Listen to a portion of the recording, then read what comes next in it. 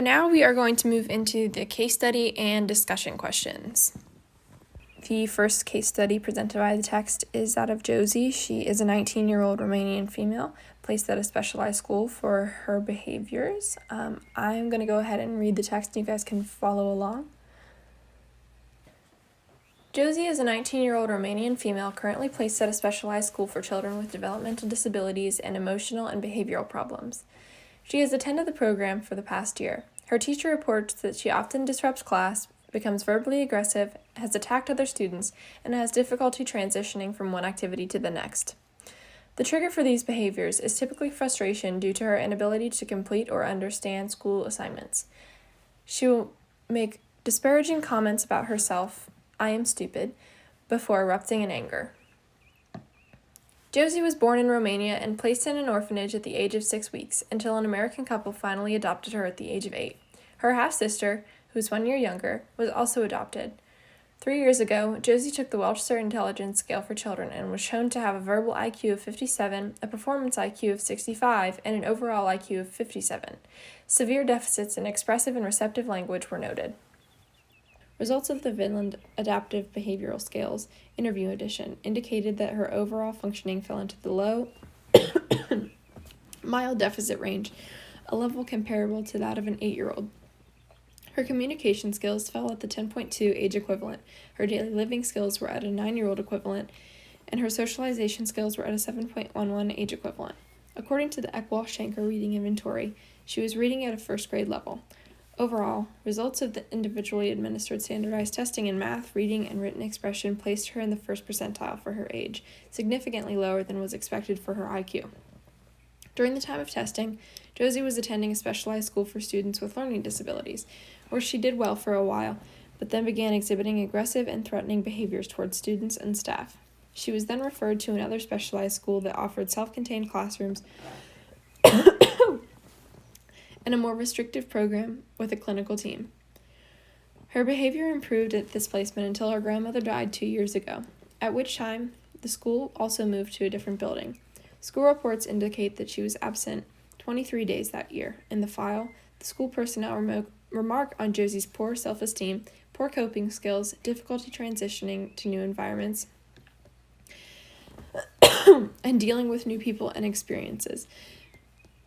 Her tendency to be easily distracted, disruptiveness in class, defiance towards staff, and attention-seeking behaviors. A year and a half ago, Josie carried a pocket knife that was subsequently confiscated. She said she didn't intend to use it, but only wanted to show it to her friends. From that point on, she had to be searched daily. After that placement, Josie was transferred to a current school, where she continues to display disruptive and angry behaviors to the point of attacking other students on occasion.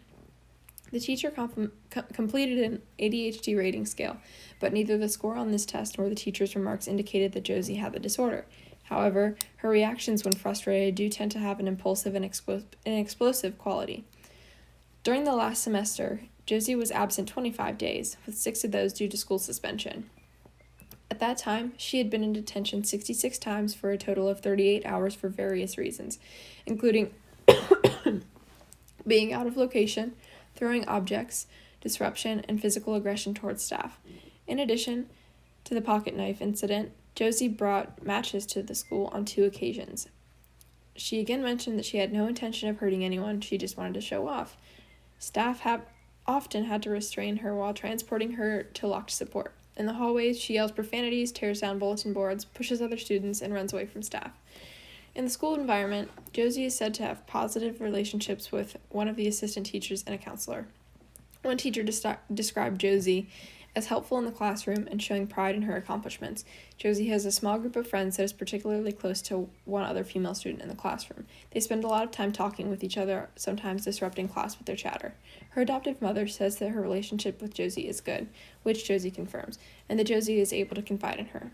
According to her mother, Josie also gets along well with her sister. However, her mother reports that Josie has become verbally threatening and abusive to her, although not physically. She says that Josie's temper rises when Josie faces tasks or chores that she doesn't want to do. Josie's mother says that she finds herself giving in to Josie more than I should, because she just wants to end the conflict. The family lives in a middle socioeconomic neighborhood where most of the residents know each other. Josie's father works long hours, and travels frequently for business. He is not as involved with his children as his wife is, and on weekends he typically plays golf. Most of the parenting responsibility falls on Josie's mother, although she claims to not mind this. All I've ever wanted to do was be a mother. Josie's mother says that she has a circle of friends that she relies on for support, although some of the parents are wary of Josie being around their children. The family regularly attends a Protestant church, and many of her own friends are from her church. Josie's mother says that when Josie was adopted, she made a good transition, but they soon had her tested, not knowing if some of her difficulties in learning and delays in language were due to cognitive deficits. Josie denied feelings of depression or sadness at this time, and with the social work intern, although she did say, "I'm stupid," there has been no change in her eating or sleeping habits. There is also no evidence of manic episodes. Josie's most recent physical examination was conducted 2 months ago. No abnormal physical findings were noted. She had successful open heart surgery while in Romania. So, what are some behaviors exhibited by Josie which may indicate the presence of oppositional defiant disorder or conduct disorder? I said that some of these behaviors are her difficulty transitioning, her being easily distracted, that she is consistently aggressive with the staff and has had to be restrained and searched every day because she has brought weapons to school. Her reactions tend to be explosive and impulsive as a result of her being frustrated with the lessons that she doesn't understand. And her deficits in expressive and receptive language and her IQ also are things that can be associated with oppositional defiant disorder and conduct disorder. So, what circumstances in Josie's life may have resulted